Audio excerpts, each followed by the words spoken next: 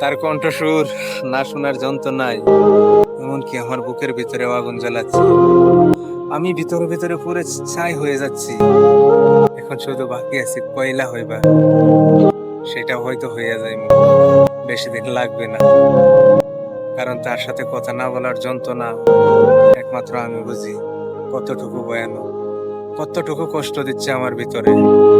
সে তো সেটা বুঝতো না।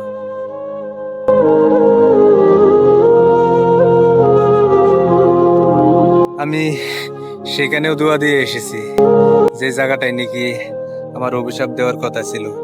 তবু কিছু মানুষ বলে আমি নাকি খারাপ। কোনো কিছু শুরু হওয়া দেখাই খুশি হইও না, চেষ্টার জন্য অপেক্ষা করবা। হয়তো চেষ্টা তোমাকে কাঁদিয়ে ছাড়বে, আর সেইটা হবে অনেক ভয়ানক।